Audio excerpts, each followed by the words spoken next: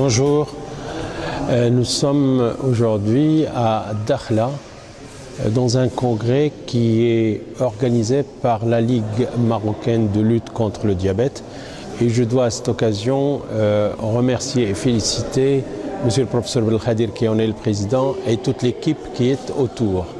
Cette matinée, nous avons une matinée extrêmement riche puisque nous avons commencé par parler de l'épidémiologie du diabète dans le monde, dans la zone MENA, en Afrique et particulièrement au Maroc.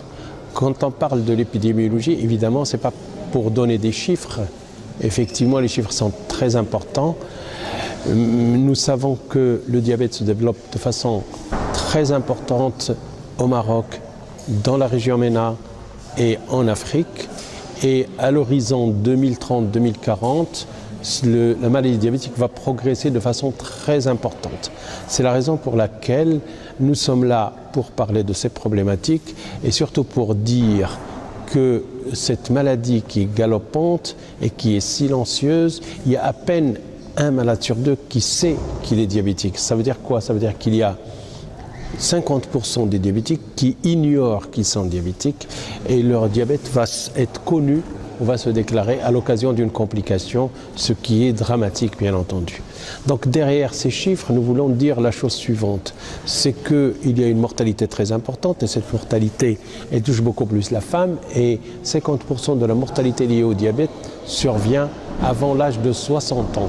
Ça veut dire quoi? Ça veut dire que c'est des sujets qui sont actifs et c'est des sujets qui sont actifs et qui sont malades, qui vont avoir un mauvais rendement au niveau de leur travail, qui vont être absents de leur travail et ça a un impact économique vraiment très important. Maintenant, tout le monde est alerté, aussi bien au niveau mondial, c'est-à-dire l'Organisation mondiale de la santé, l'ONU est alertée, de même que chez nous au Maroc, le ministère de la Santé dans son plan sectoriel prend en compte la maladie et s'il y a une prise de conscience de la maladie par les pouvoirs publics et par les décideurs politiques, nous pouvons quand même aller de l'avant dans la prise en charge de cette maladie. Prise en charge individuelle, mais aussi populationnelle. Donc il faut qu'on fasse un petit peu de prévention. Prévention, ça veut dire quoi? Ça veut dire que pour réduire d'ici 20 ou 30 ans la prévalence du diabète, il faut prendre un certain nombre de mesures, notamment au niveau de l'alimentation. Il faut que nous soyons conscients qu'il faut que nous ayons une alimentation moins riche en sucre, moins riche en sel, moins riche en gras, que nous baissons le taux, si vous voulez, d'obésité dans nos populations. Et donc c'est au niveau il faut jouer sur l'alimentation, mais il faut aussi jouer sur l'activité physique, évidemment par la prise en compte de l'importance de l'exercice physique pour la prévention du diabète. Et même chez les diabétiques, ça fait partie intégrante de leur traitement. Nous avons eu aussi ce matin, à côté de l'épidémiologie, parler du coût de la maladie diabétique, comment faire pour réduire le coût de cette maladie, parce que c'est un coût qui est exorbitant pour la collectivité, pour les individus. Nous avons parlé aussi de la nutrition et nous avons l'orateur qui a parlé de la nutrition a démontré que notre alimentation est trop riche en sucre, trop riche en sel et trop riche en gras et par conséquent il faut que nous fassions en sorte que l'on réduise notre consommation de sel, notre consommation de sucre et notre consommation de gras. Il a été question ce matin aussi du pied diabétique en Afrique.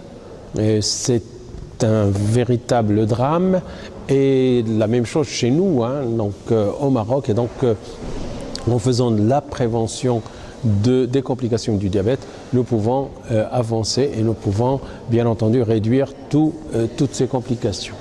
Il a été question aussi du rôle de l'université dans la conscientisation et dans la formation des professionnels de santé pour la lutte contre les maladies diabétiques. Et le doyen Adnaoui a fait un exposé pour montrer qu'il y a des efforts qui sont déployés par les structures de formation pour former et les médecins, former dans le cadre de la formation continue les médecins généralistes pour s'occuper des diabétiques et aussi former, pourquoi pas, le personnel infirmier dans ces domaines-là. Voilà pour ce qui est de cette matinée.